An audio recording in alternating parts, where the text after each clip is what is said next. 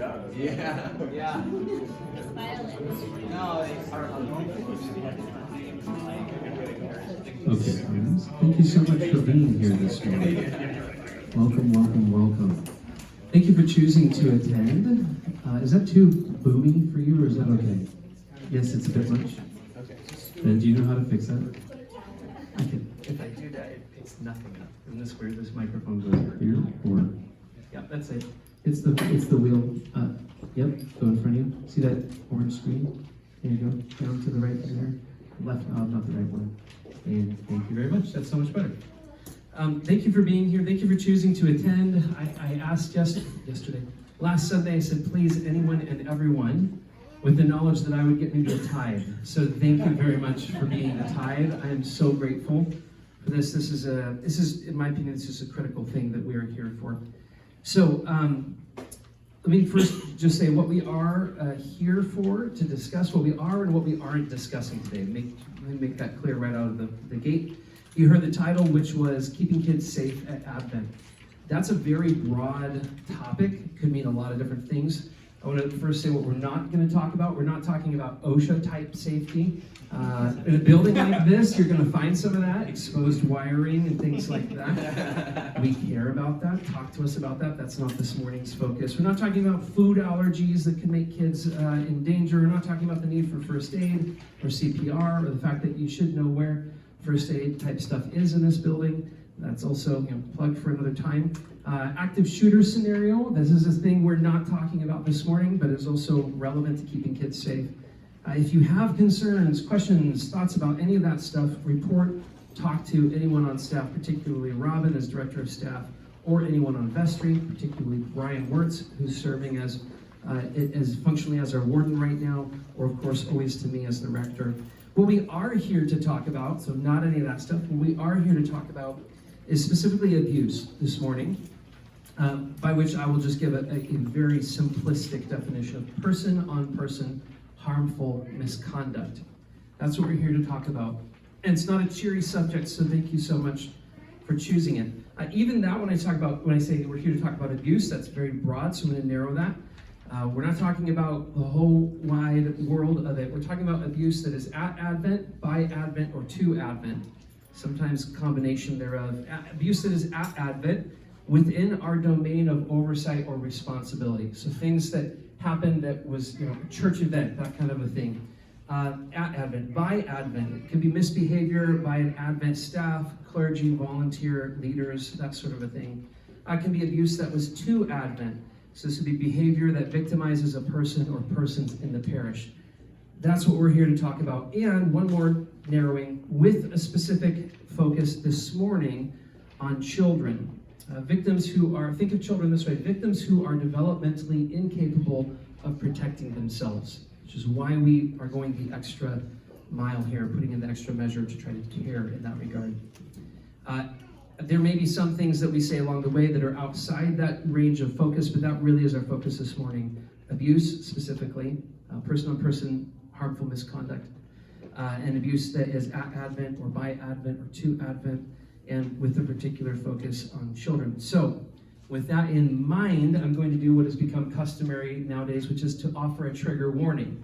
If you came and you thought we were going to talk about the fact that kids can run out of the playground and get into the parking lot and that's not safe for them, that's not what we're here to talk about.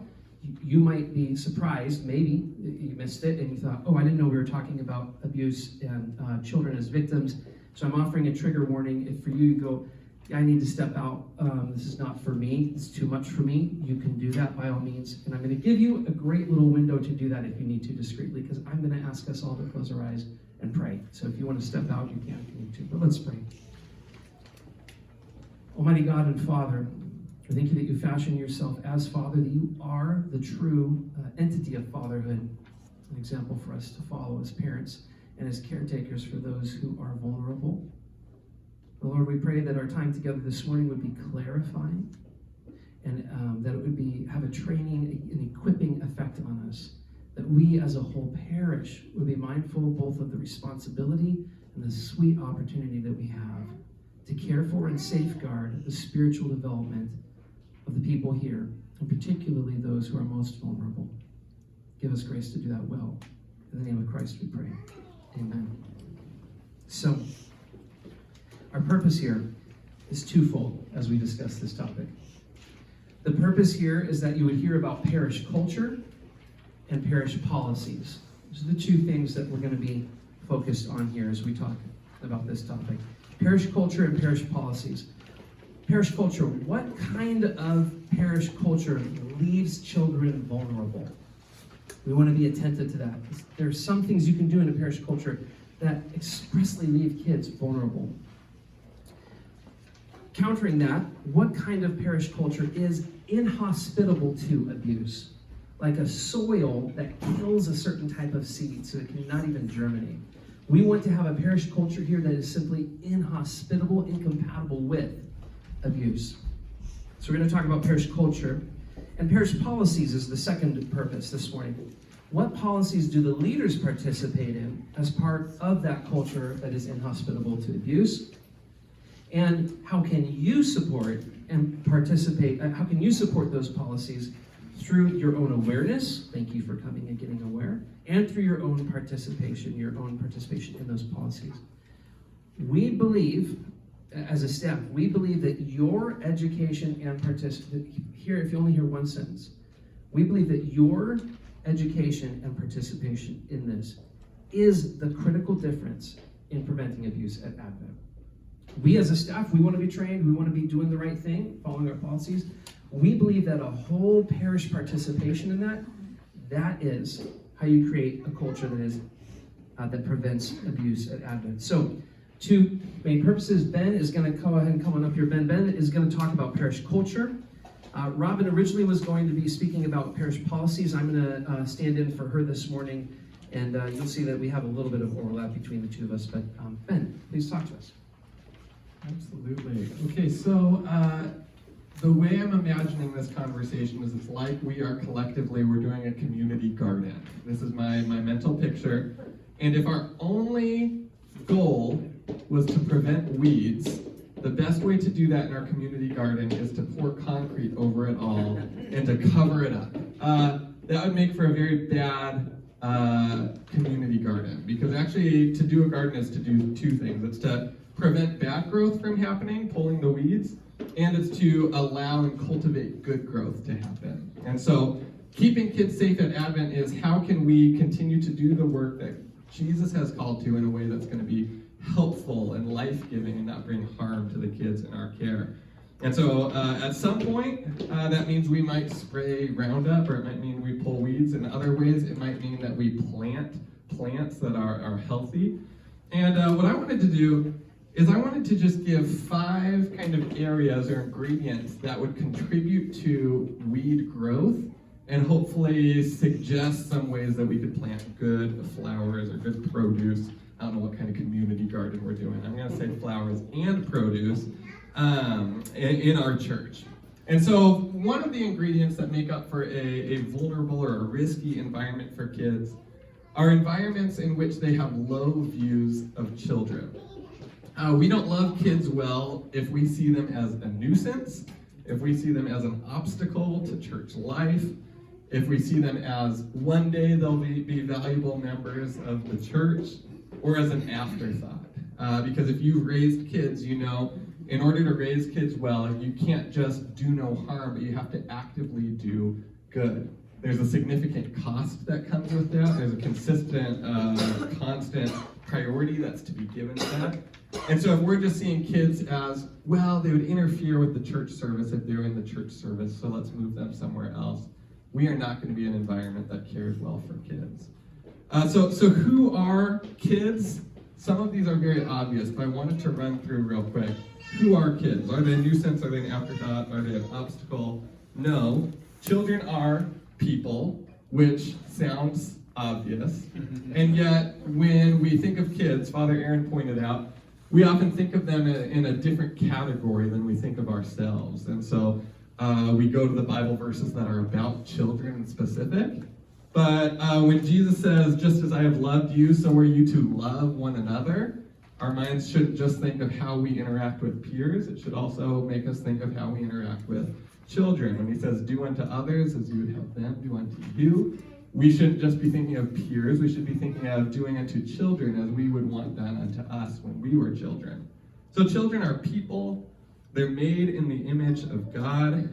It's not some future potential, it's a current reality for kids. They are partakers of Christ. So Jesus explicitly says, let the children come to me. Don't hinder them, for to such belongs the kingdom of heaven. They're members of Christ's body, and not lesser members, but full members.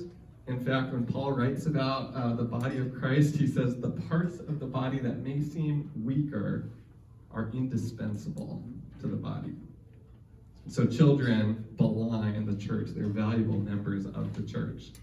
They're upheld by Jesus not just as fine participants, but actually as models that we should seek to be like.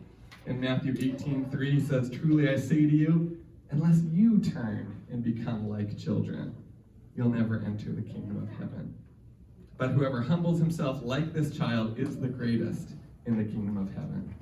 And so kids just aren't members of the church, but they're models of what Christian greatness or what our posture should be like when we follow Jesus. And importantly, kids are to be received and they're to be protected. So in Mark 9:36, Jesus takes a child and puts the child in the midst of his disciples, takes the child in his arms, and he says, whoever receives one such child in my name receives me.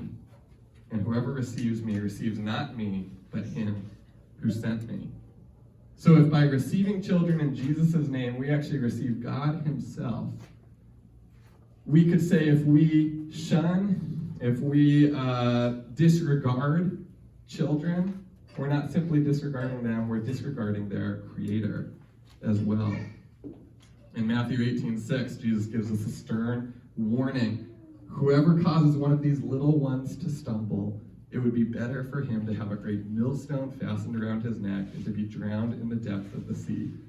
And so these verses highlight the significance of who children is and the nature of our responsibility to them. We are responsible to protect them. We're responsible to provide for them. We're responsible to do everything in our power to keep them safe and allow them to thrive. And so there's one element of what makes an unhealthy or a healthy garden is our regard for kids. Do we hold them in high regard? Do we prioritize them? Do we allow great church cost at the initiative to take care of them, to protect them, to allow them to flourish? Or are they disregarded or cast off or forgotten about? Another aspect of church health that I want to prioritize is the weed of misinformation or the weed of a lack of education. I was just in a training this week that our diocese requires of all clergy people, and I love that our diocese does that. And one thing they said stood out to me. The safest community is an educated community. The safest community is an educated community. It has nothing to do with what degree you got in college. It has everything to do with how aware we are of healthy and unhealthy dynamics, how aware we are of risk factors. The safest community for kids is an educated community. So there are common assumptions that even if we wouldn't articulate, we might find ourselves thinking in our being that wouldn't lead to health for kids. One thing would be, well, that would never happen here. That kind of abuse would never happen here, whether it's because, well, we love our leaders and we trust our leaders, and so we can trust that nothing wrong would happen here, or we're Anglican, no, nothing bad would ever happen in our kind of church, or no, we're in this kind of area, or this kind of neighborhood, or no, we have this kind of theological commitment. Anytime we say, well, that bad thing would never happen here, we're holding on to a myth that's going to be profoundly unhelpful to the kids in our community. Another kind of myth that we can hold on to is, well, I trust this person. I trust blank, whoever it may be. And so it would feel wrong or it would be awkward to have conversations about infringed boundaries. Sure, the policy wasn't kept, or sure, they almost crossed the line, but I'll give them the benefit of the doubt because I trust them. I won't have a hard conversation because I trust that person. that also is a misguided way to protect people from feelings of discomfort that don't keep kids safe. Another myth that we can hold: I can tell who's an unsafe person based on their personality, based on how they look, based on the theology they hold or how articulately they profess it. I can tell who's an unsafe person based on their church affiliation, based on their agreement with me on any number of things. No, we aren't able to tell who's an unsafe person by anything externally like this. In Matthew 7:15, when Jesus is speaking of false prophets, he says the famous words, "They come to you in sheep's clothing, but inwardly are ferocious wolves." And so instead of having kind of a system based on our level of trust for certain individuals, what's more healthy is to have a system based on our trust for proven policies and practices that keep kids safe. So it's not about, well, we'll trust them, and so we'll give this person a lot of leeway. It's about, no, these policies and practices are shown to keep kids safe, and so we're going to adhere to them closely. Another way that misinformation might spring up is by only educating certain parts of the parish. So for example, in our kids ministry, every volunteer should know we have a 2-volunteer rule. There should be no times when there's only one adult in a room with kids, that there are actually 2 background check, vetted and trained volunteers in our ministry at all times. And yet, if the wider parish doesn't know that there's really no context when an adult and a kid should be alone together who are unrelated, they don't have the empowerment they need to maybe say and articulate when they see something wrong. And so really, church-wide, one adult and one kid should never be alone together if they're unrelated. But it's possible for only certain segments of the church to hear that, which is why it's so good and so important that you're here this morning. Thank you so much for being here to hear this and to help our church adhere to it. So misinformation or a lack of education is a weed in the garden. Another one is unclear or inconsistent boundaries. Maybe it's certain people get away with certain things that others wouldn't.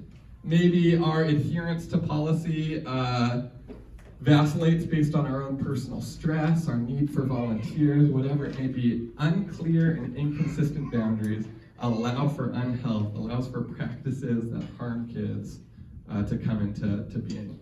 And we are very blessed because our diocese doesn't make each church just write that from scratch.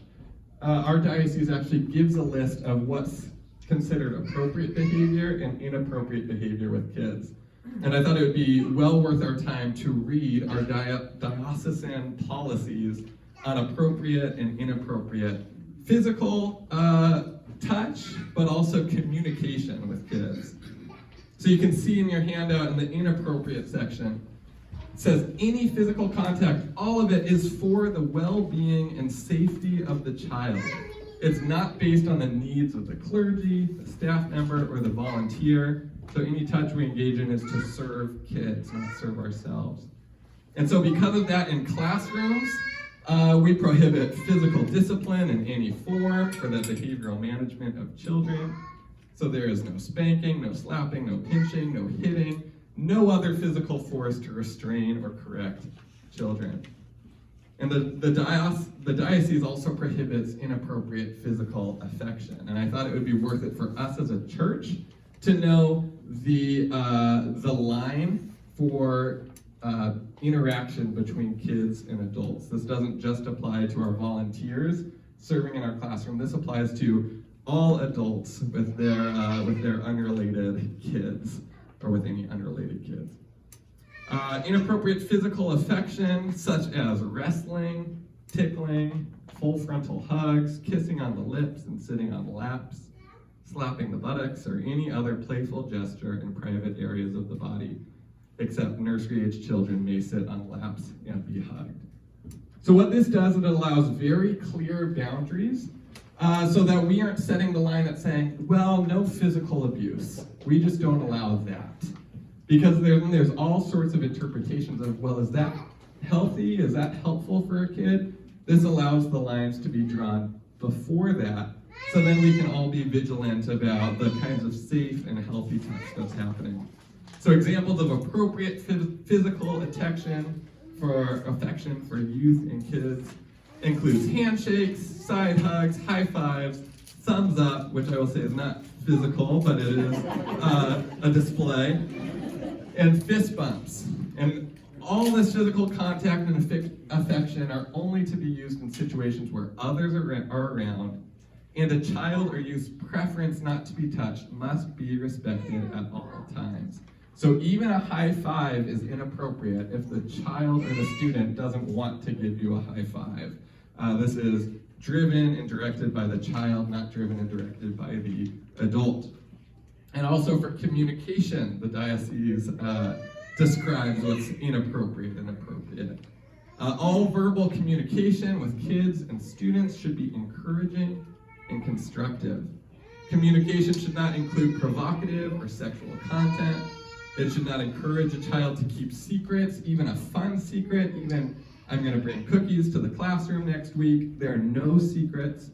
It should not imply any sort of privileged relationship between an adult and a child. That's to say, oh, well, you and I have a special connection. Oh, well, you're different than the other kids, or any sort of privileged relationship like that. Or the communication shouldn't otherwise call into question the adult's intention toward the child. And so if we are clearly expressing what's appropriate and inappropriate, we also need to clearly follow these policies, have firm boundary lines about what's appropriate and not when we're interacting with kids. That's another weed, is those unclear, inconsistent boundaries. Another one that can spring up is when we choose pragmatism and maybe church growth over health and responsibility. And so maybe a church grows too fast to responsibly care for the kids in their charge, and suddenly classrooms have way too many kids and not enough leaders, or the policies may have made sense when the church was 50 people and no longer make sense when the church is 500 or 1,000 people or 300 people. Maybe the pragmatism means we don't follow policies because they get in the way of the vision or they make things too slow. Maybe this kind of pragmatism means we see someone engage in touch that's considered inappropriate by the diocese, but we think, well, that would be too awkward to talk about, or that would be too uncomfortable to bring up. I don't want to seem like I'm accusing this person of something. And so instead we choose the easy way out instead of actually adhering to the policies. And this is a real thing. So if we in a classroom, let's say, our diocese says no sitting on laps other than nursery-aged kids, which is 0 to 1 year old in our context. If I saw a volunteer who had a kid on their lap, I would have to go up and say, church policy says that children older than nursery age shouldn't sit in laps. And if I'm worried that what that volunteer will hear is, I suspect you of being a predator, I may choose not to have that conversation. But what I'm saying isn't, I suspect you of being a predator. What I'm saying is, our policy states that nursery-aged kids shouldn't, or kids older than nursery age shouldn't sit in laps. And so we have to prioritize actually adhering to the guidelines for you or a parishioner to actually come up and talk to me or Aaron or Robin or fill out the reporting form that we'll talk about. Doing this instead of taking the easy way out and not talking about it.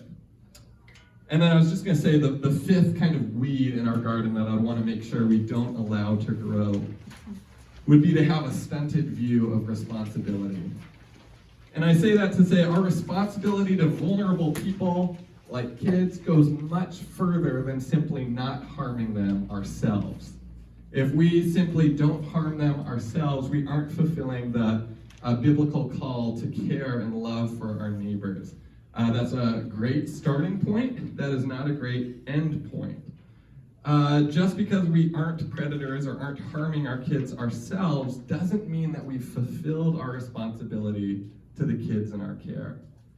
And Cain's demonic question just kept floating in my mind as I was thinking through this. Am I my brother's keeper? Am I my brother's guardian? And his implied answer was, well, of course not. Of course I'm not responsible for my brother. Of course that's not my job. And yet the Bible makes it clear that we are responsible for the well-being and the flourishing of those who are unable to protect themselves. We are called to act on behalf of those who are vulnerable. The biblical categories of this, some of them are like widows and orphans and sojourners or foreigners, to the poor. We're also responsible to children as well. They are unable to protect themselves. We need to, as their community, protect them, take care of them, be responsible for them. Proverbs 3:27 says, "Don't withhold good from those to whom it's due when it's in your power to act." And so it is in our power to act, to create a safe culture, to institute and adhere to safe policies, and we actually have the responsibility to do so. So with that said, I would love to invite Aaron back up to talk through some of the specifics of what this might look like. Thanks, Ben. As we transition here, if you don't have a handout yet, they are over on the piano. Go and grab those, or Ben's going to hand them to you if you need them. Also, it may very well be that as you listen to this, questions have come up already just in listening to what Ben is saying. Our intent is to leave about 10 minutes at the end, if possible, here for Q&A. I'll explain a little bit more of that when we come to it. But I just want you to know that, so that you can actually just go, okay, shelve that question. I will get a chance to ask. So there's a good amount of crossover between what Ben talked about and what I'm going to talk about here, but I don't mind the redundancy on this topic at all. So Ben's focus was parish culture. What kind of a parish culture? How can we create and support a parish culture that is inhospitable to and hopefully incompatible with abuse? I'm going to talk about policies, parish policies, which might seem silly. Like, there's a small part of us that's like, well, why do we need policies? I'm a church planter at heart. I remember when this would have been a phenomenal turnout for Sunday, And you don't do policies at that point. And as you grow, it's easy to hang on to that mindset. Well, why would we need policies if, after all, we're the good guys? That becomes a belief in a community of love and care. We're the good guys. Well, we don't need policies. And it's very easy in the church to develop the wrong assumption that bad things happen where? Out there. Out in the world, right? That's the scary place, the frustrating place. That's the without Jesus place. We've got it all sorted out in here because we've got Jesus and we're Christians. It can be very easy for our minds to, without even thinking it, step into that misbelief. That can come from three different things. It can come from an underdeveloped concept of Christian sin. Many people forget Christians still sin. I'm so grateful for the Anglican practice of confession every Sunday because you're reminded that Ben's still a sinner even though we put a collar on him, I'm still a sinner, so are you. We need that confession every week. We don't want to have an underdeveloped concept of Christian sin. It still happens. We don't want to have an overdeveloped concept of God's healing in people's lives. And that one catches us off guard a little bit more. Because we want to, and we rightly should have, a belief in the fact that God does change things in our lives. We're a new creation because of his work. But that work is not completed yet. We do not want to have an overdeveloped concept of someone having been healed from their past and saying, well, sure, he or she had a problem, but that was before they met Jesus. They're a new creation now. They couldn't do anything better. We don't need policies. And thirdly, in the church, it's very common to have a facade of spiritual performance and accomplishment. And this drives failure into secrecy, drives people to hide their temptations, hide the things that they are struggling with. Because we go, I don't want any of you all to know because you guys are knocking it out of the park. You don't struggle with temptation. Only I do. Something must be wrong with me. Everyone here is so perfect, they'd be appalled by my temptation, so I will keep it all to myself. That is the third way in which we have this misbelief that things can't happen here. They wouldn't happen here. We need policies, friends, because everyone still sins. No one is fully and perfectly healed. And temptation is normal. Okay, so hear that. We want you now to be aware of our policies so that you can participate where applicable and so that you can notice and report when we are not following our own policies. If the only people watching for the violation of policies are the people on staff. We're not in a good position to care for the children of the parish. I need you to help with that. So, here's some of the policies to be aware of. There is a number of other policies that we as staff and leaders have to follow, but these are 4 that I thought of that as I thought of them, I thought these will be useful for you to be aware so you can watch and help us in this regard. First is receiving children from their classes. We give to each parent a pager and a sticker that matches the sticker on the child. This is to make sure that the right child ends up with the right adult at checkout time. We don't want to mix and match. That feels tedious at times. And there are going to be just times you go, really, do we have to do this? But we do have to do it. And our volunteers are going to check out, at checkout, are going to read your sticker, and they're going to match it to your child. Even when they know it's you, they're going to check on that. If I come up and I collect my own children, they're not going to go, oh, well, it's Aaron, here's your kids, we don't need to check. They will check. Ben has made sure that they understand that is our policy. We do it every time for every child, even when we know you well, because the erosion of policies and boundaries is a well-known tactic for abusers. The slow erosion of policies and boundaries is a well-known tactic for abusers, and it is an accidental way in which communities gradually fail to protect the vulnerable. It doesn't happen like that. We don't just drop all of our walls at once. It happens through the slow erosion of policies and boundaries. So we do not want even a small erosion of those policies and boundaries. And here's this one in particular. So if we step into the zone where volunteers are making judgment calls on the fly instead of following our policy for checkouts, then we are beginning to create a crack in our protection, and we're leaving things open for an opportunity. So please support this policy. If you're a parent, I'm asking you to be patient with it when it holds things up. We are well aware that if you come to pick up your children and the person totally knows it's you and knows it's your children, we are well aware that we're not actually protecting your children in that moment. We get it by going through the detail of check off and matching stickers. We know we're not actually protecting your child in that moment, but please recognize the policy is not designed to. The policy is designed to keep all children safe in all moments. Okay, so your policy participation in your moment provides safety for another child in a future moment. So please participate. And if you see that policy not being upheld, please address it and please report it. Here's another one. So receiving children from their classrooms correctly.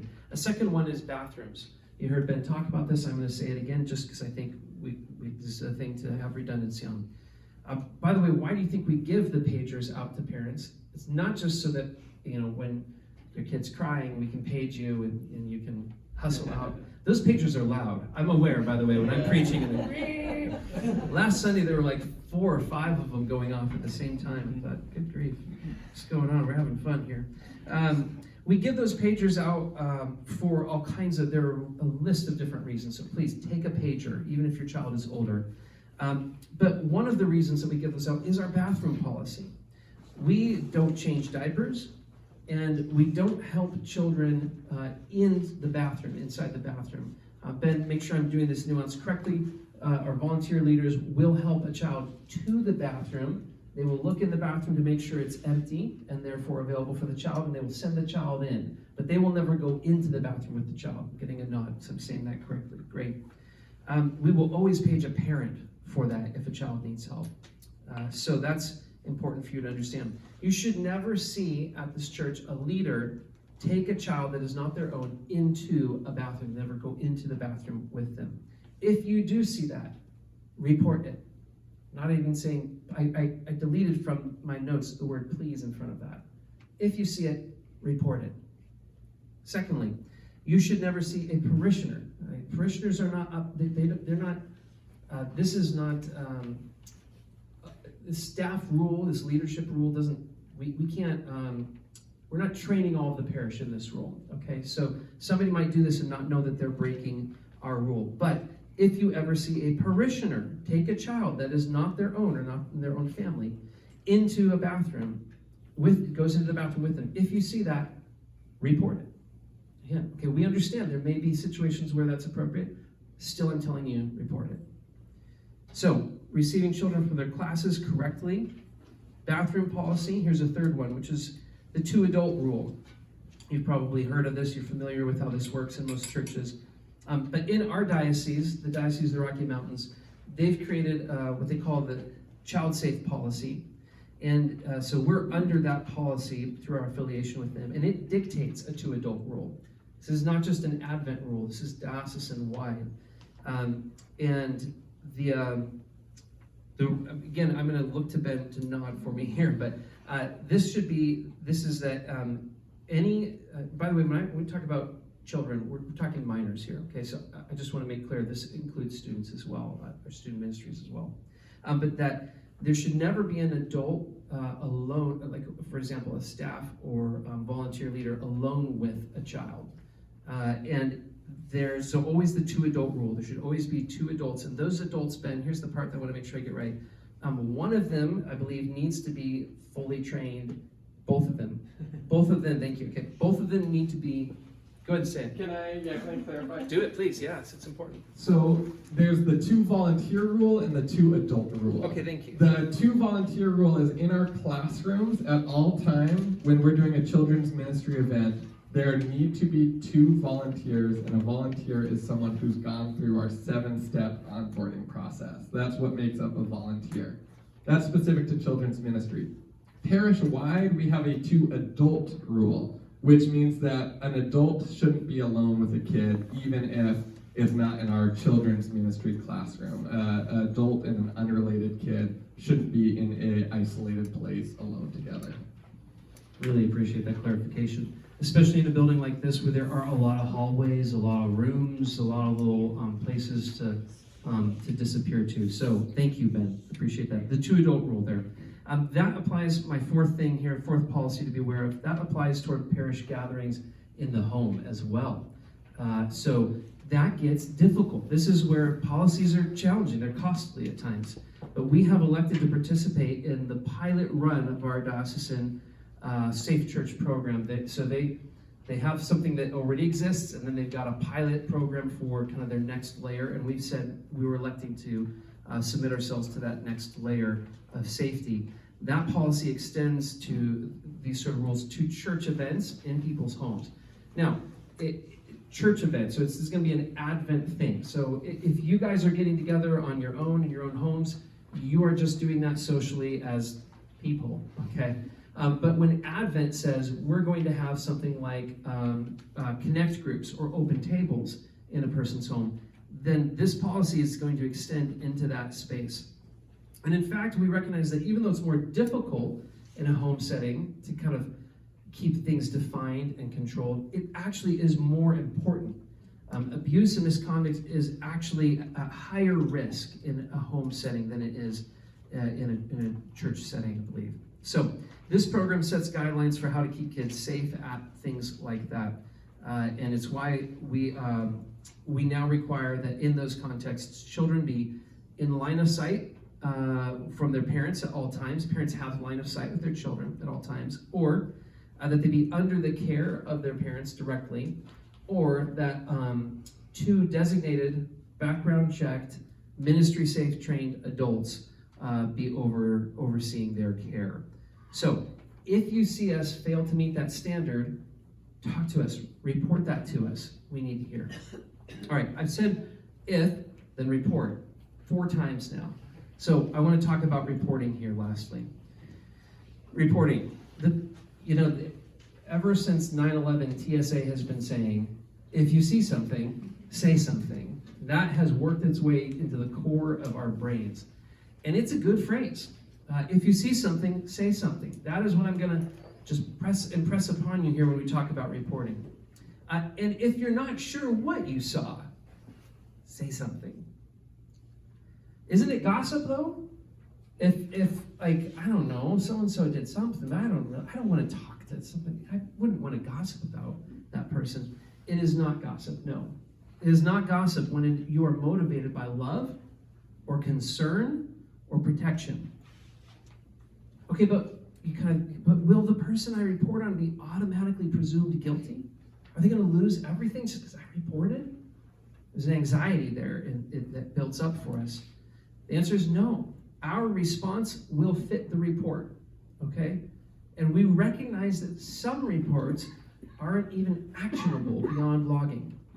Okay, we want as much information as possible so that we can make an educated decision. But no, we are not just going to rush at the first report to, excommunicating the person. Third concern that comes up, but will logging a report result in me being dragged up front or put into the middle of an ugly situation? No, it will not. Our first priority is to the victim, but we value the privacy and the safety of the person who's doing the reporting. We respect that person for doing that. Another concern that comes up, what if I'm wrong about what I saw? Report anyway. Take the risk. Risk being wrong and trust our procedures rather than risk being right and endangering a child, please. You may, as you think about that, your report, the thing you want to report, may seem kind of trivial to you. You think, I don't know, this is not at that level to really report. But what if what if you're the fifth person to make that same report? Because multiple reports begin to tell a story. And it is important that we have all the pieces of the story. And here's the other thing. Alternatively, there might be a reasonable explanation for what you saw. And we might be able to offer it to you. It might put your mind at rest to know, oh, that's what happened. That's why I saw that. You might have a happy resolution that way. Maybe someone's, being very familiar with the child because, it turns out that person is family to them. But now you feel better. So that's a good result there. Please don't second guess yourself is what I'm saying. Report. And I just, as a quick aside, when I say, they're family, I want to be clear. I'm very aware that family can be abusive, okay? I'm not dismissing that because a person's family, we're going to dismiss the report. We want you to report. But the short answer is, for what do I report? Anything that concerns you, okay? Let us be the first step of discerning what to do with the information. Here's some things that might not concern you, though, and I just want to make sure that you hear that they should. You should see this and go, I'm going to report that. Ben has touched on some of this, but again, redundancy is helpful. What are some of the things that you should report? An adult or older child who doesn't seem to understand or respect the personal space of another child. Okay, so this isn't just about an adult on a child. Older children on younger children, and sometimes peer-to-peer abuse is a big problem. So, but somebody who doesn't understand or respect personal space. I don't need to explain that, but maybe, Sorry, my mind is going to a time when I was in a church setting in a home and a man did not respect my personal space, and that still is stuck in my head, so it's popping up right now. If you see that, notice that. And that can be through touch or through proximity.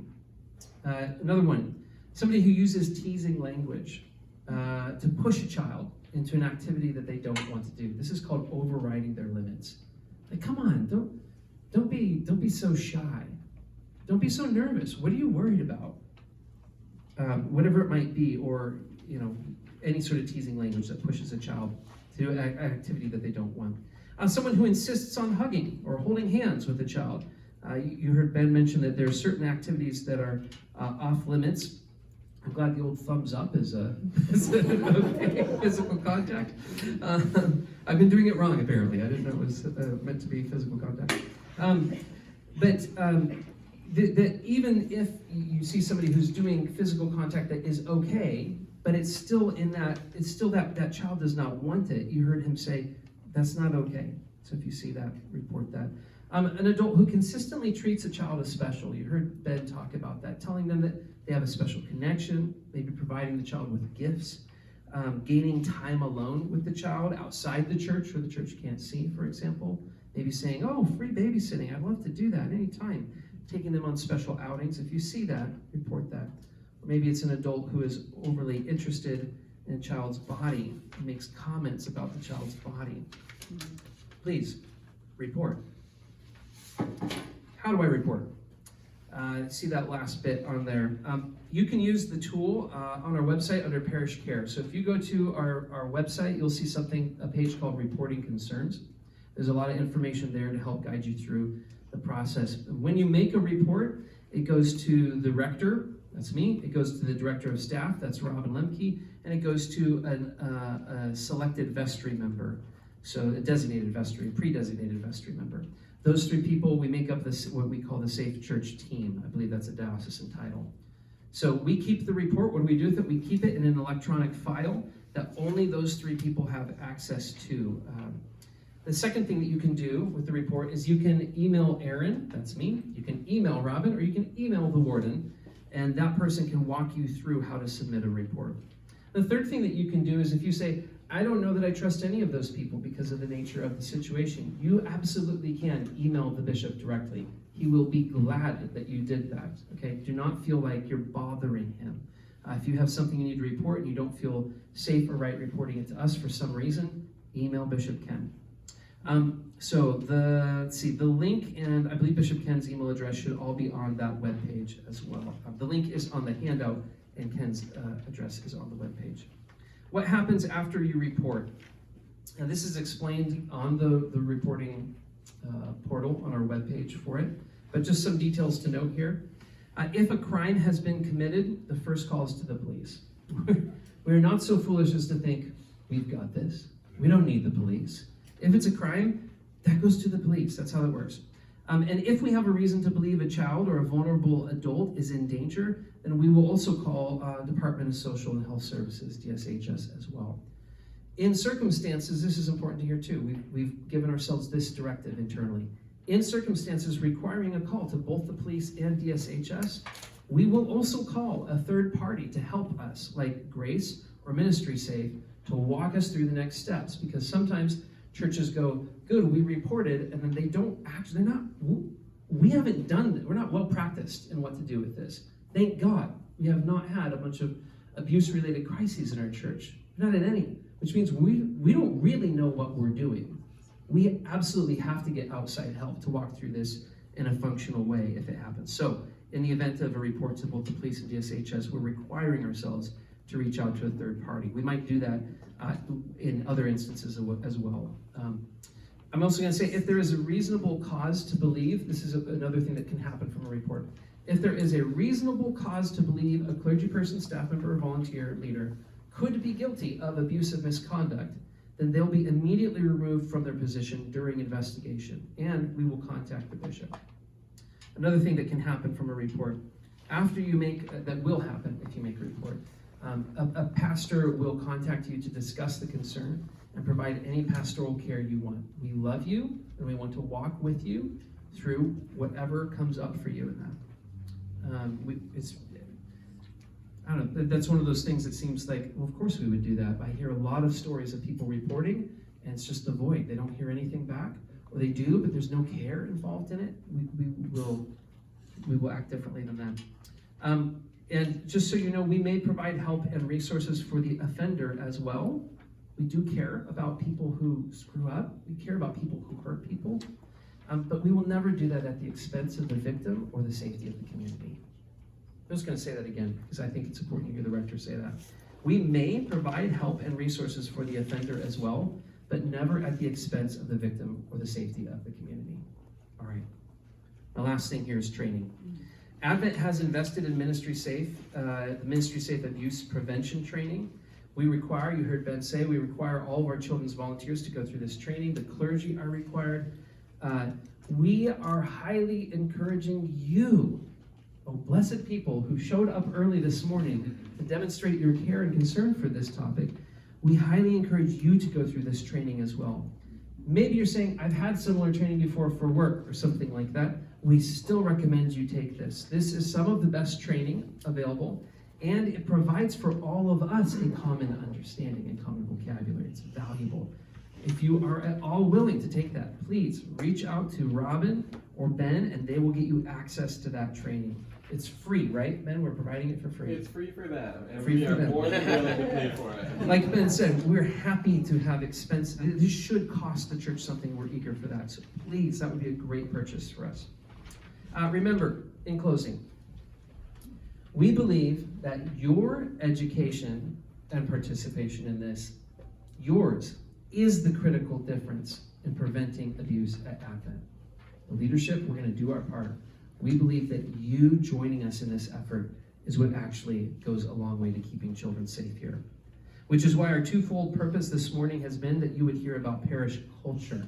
First, what kind of a parish culture leaves children vulnerable? We don't want to do that. And what kind of a parish culture is inhospitable and hopefully, ultimately, incompatible with abuse?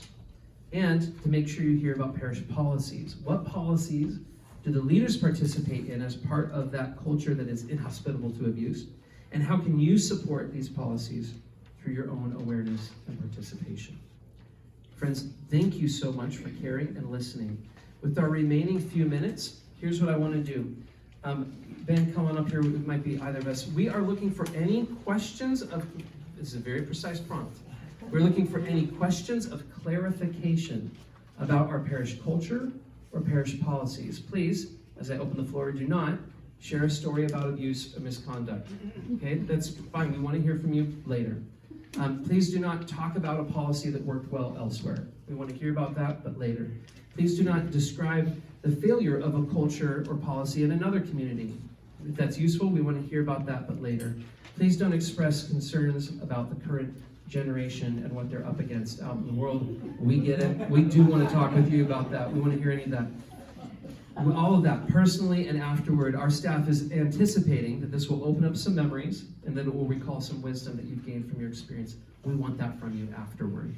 At this present moment, what we want to hear from you, please ask us any questions of clarification about our parish culture or parish policies. Does anybody have any? Yeah, at least, Okay, we're gonna be, let's go swift. Kristen, let's start over here. Yeah, I'm curious about policies around digital communications, like social media, texting, things like that. Yeah, so our diocese has specific policies around that. No adults should be friending or following students under 13 years old. Any volunteers or youth children workers who are following friending youth should have a dedicated ministry account to do so, so then it's not at risk for inappropriate secondhand connections, right? Texting, connecting via email or whatever it may be to kids or to youth, especially in student ministries, has an open door policy in that the parents of the child receiving the communication, or if that's unsafe, the rector or another member of the staff should have an open door to know that you're communicating and what the nature is of the communication. So that's diocesan-wide. Yeah. Thank you. Who else had one? Yeah, go for it. I appreciate you bringing up the peer-on-peer issue, because we often emphasize adults. What is the policy about kids going to the bathroom in pairs, or I have to go too. Great question. Thank you. That's a great question. I don't know that we have one right now. There's not a specific one, though I will say because of how small the bathrooms are down here, we actually always take kids one at a time, and we have kids wait in the classroom while the other one is being escorted to the bathroom. We don't have a church-wide policy of saying two buddies at the playground can't come inside and go to the bathroom, but we can give some more thought. We'll log that as a concern. That's good. Who else has a question, Steve? I grew up in youth group culture, and the youth pastor would, take a student out to coffee who's usually above the age of 13, and oftentimes that also can stunt the connection between girls in the youth group and the youth pastor, because oftentimes the boys are getting, just more time and attention. And so just thinking about policies, especially the two-adult policy, two-leader policy for students specifically over 13, when you want to invest in them, take them out to coffee. So how that plays out would be that I can go to Starbucks with a student, male or female, that's great. I can't drive them in my car because we'd be alone in that setting together. But in a public place or in the church, while Aaron's in his office and I'm out in the gathering place, those sort of one-on-one connections are great. but it's that two adult presence, public space kind of thing. Awesome. It's a good Thanks. question. Every few questions, I'm just gonna, not because anybody got it wrong, everybody's getting it right. Again, questions just about clarification about policy and culture here. Who's next? Yeah, let's go for Just Barbara. wondering if we don't know the name of the person who we see, how do we report it? Go ahead and just give us the best you've got. If you say, was this, looked like this, yeah, sure. Give us a description of the person that you saw, and we'll do our best with the information that we have. Absolutely, thank you. Still report. Yeah, go ahead, Kim. Are there policies for how to help leaders and other people deal with trusted adult issues, like a kid comes to you with a trauma and wants Yeah. physical, do we train on how to deal with that? That's Because great. you don't say, oh, you're in pain, yeah, I can't touch you. Yeah, exactly. I'm going to give an answer, a brief one, and then see if Ben has anything to tag on. But what I would say in those scenarios is, first of all, the pastors, we're still going to abide by our policies. And if a person does need touch or something like that in terms of comfort, I'm still looking for that to be, that's going to be with their permission. It's going to be public. Those are rare instances. I can think of comforting a person at the death of her husband. I did this for her. That kind of a thing. These things are going to be that was even outside the. It's not even in the parish, sort of a thing. So we're going to hold to our policies, and we're also going to remember that we are actually not the trained professionals for the deeper needs, and so we're going to provide that intake and that initial care and send them to the right situations where they can get it more precisely. Anything you want to add? I'll just say, I think the most important thing at the onset of something like that would be developing a plan for response, and that would not be either a volunteer or me or Aaron doing it just on our own. It would involve talking to other people, bringing in other help, and then only going from that point. So then I know what my job is as a pastor and not as a counselor. Our volunteers know their role as a trusted adult and not a psychiatrist or as a pastor. And so then there's a little bit of awareness where we end and where the other person begins. So I guess my question was, do we train our leaders in how to deflect that without causing greater trauma? I think I would say, no, there is no specific trainings right to that point. Probably would be a better answer for you then. Yeah, what else? What we got? Yeah, Novia. If a child reveals a concerning situation at home, such as a spousal abuse, Yeah. do we report that? That is gonna, we do, yeah, we do, but we do that not necessarily because of particular policy.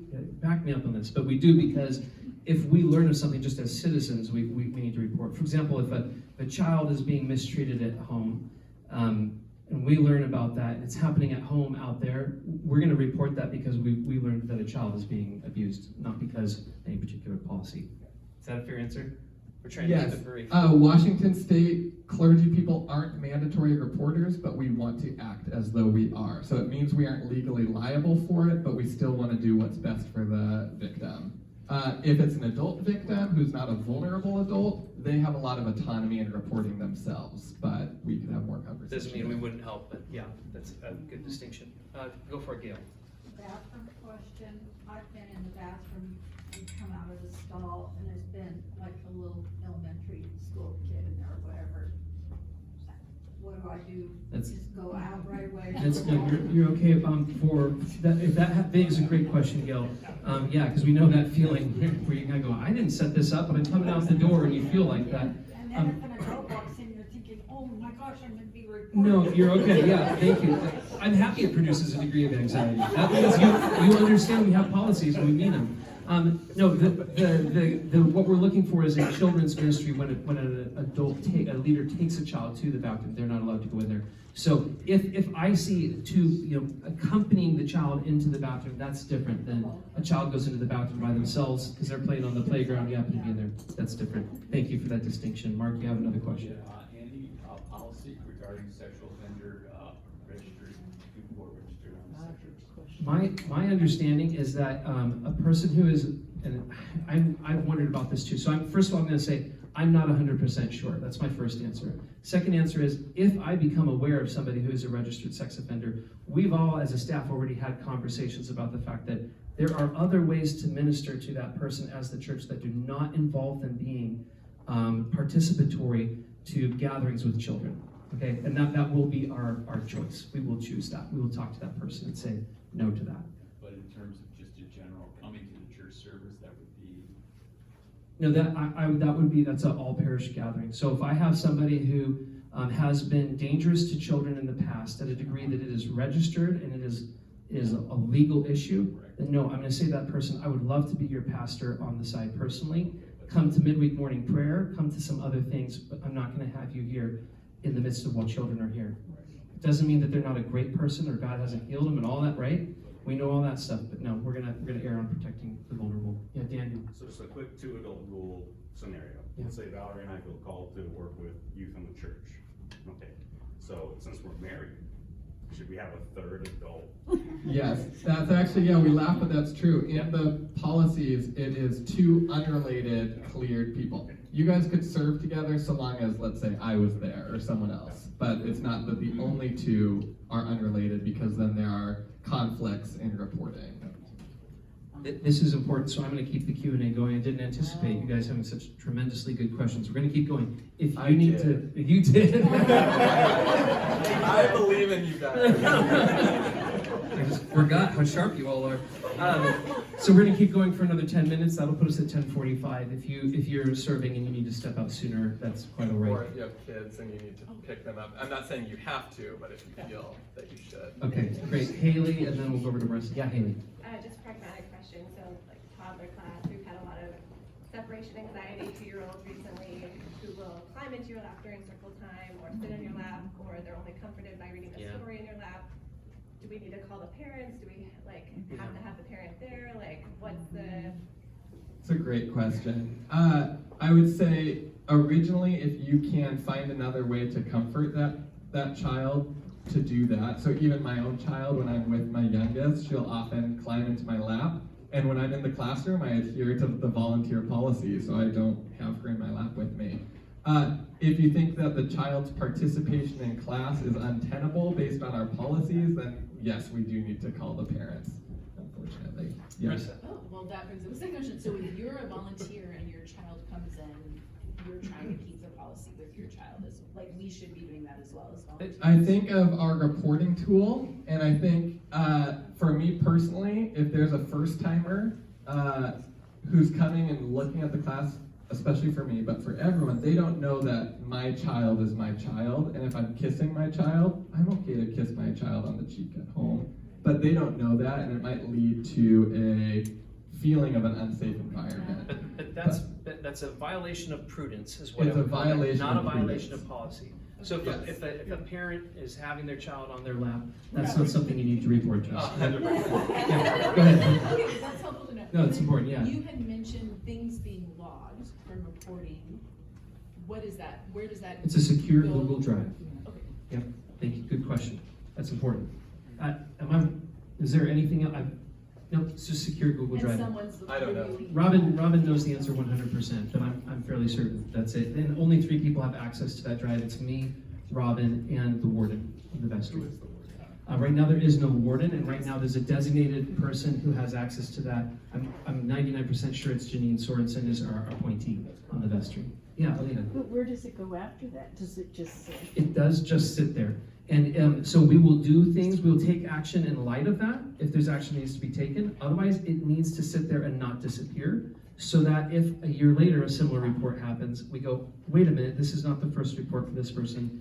It's the 3rd, it's the 5th report for this person. So it stays there as an important archive to tell the fuller story. And that would be if it's something nebulous, or I know you probably can't give an example. All reports. All reports would stay there, but when do you determine if something is actionable? I mean, obviously crime. Yeah, certainly crime and abuse. That's gonna dig down a little bit deeper, probably than we've got space for right here, but what is actionable is, part of the challenge with this was there are 1,000 scenarios that you have to try to account for. So I don't know that I can do that somebody justice. sees like a kid sitting on someone's lap. Like, is that just, we report that until we get a second report? Or is like, a clergy's gonna talk to that? That's something, since it's a violation of policy, that's something we would talk to So a policy person about. violations get probably some almost, I think any volunteer, anyone who's acting on behalf of the church, so staff, clergy, and volunteers in their capacity who violates a policy, we are going to speak directly with them about that. We're not going to say, how dare you. It can happen, like Ben said, somebody maybe sees Ben's child sitting on his lap and they go, oh, that's a thing, and okay, this child needs comfort or whatever. We're not going to presume ill intent, but yes, we are always going to take action on And then that. if it's someone who's not a volunteer, just a different parishioner. Then we're looking to build a story. If it's something that we think, no, that's too concerning, absolutely, we will talk with that person directly. Yeah, go for it, Josh. Sorry, this is more just a practical question. Do you guys actually have a policy for like retention of digital data, or also then thinking about kids and vulnerability?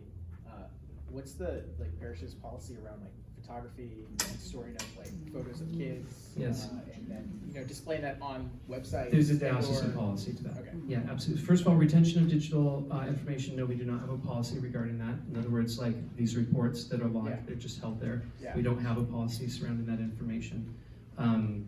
Good practice would mean that it stays secure the way it's supposed to and is not shared outside of that, outside of its purposes. Regarding the digital photography and things like that, we're not allowed to without parental. We do not display pictures of children without their parents' consent. Yeah, we need written permission for online photos, and we communicate to our volunteers that they shouldn't be taking photos just personally in the classroom. Yeah. Other questions? Clarification about policy and culture. Any others? Yeah, go for it. So if a kid falls on the playground and is on the ground, we should not pick them up. We should just leave them there. This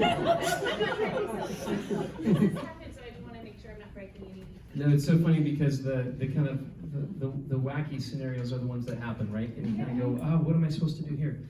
Still adhere to the policy, provide comfort for that child in a way that does not involve overstepping the policy. So don't, snuggle them or something if it's not your child. Go over, offer words of comfort, offer direction, say, can I get your mom or your dad for you, whoever the guardian is. Obviously, you can help them up, just don't hold them. Exactly. And always, if a child is about to put themselves in danger, protect them, even if that means physical contact, okay? That's gonna be across the board exception. If a kid's running into the street, go ahead and grab their arm. Okay? With a thumbs up. Grab them like this. Any other questions of clarification around culture and policy for the church? Any other questions, clarification? Okay, and I'm going to hand the mic to Ben. Ben, would you just pray to close us out? Lord, we love you. Thank you so much for caring for us. Thank you so much for being a gentle shepherd to your flock. And Lord, as we think through all the dangers and risks and things, it can be easy to say, oh, I feel scared, I feel confused. But God, I pray that you would give us a compelling vision for what it is you're doing here at Advent, so that we can positively build a culture that glorifies you, that values kids, that loves one another, that sees your kingdom's values and heartbeat in each one of our own heartbeats. God, I pray that you would help us do these practical things well so that we can care for kids the way you want us to care for them. Lord, we love you, and we pray all this in your name. Amen. Amen. Friends, thank you so much for coming. Our plan is to do this every year. Okay, this is important to us.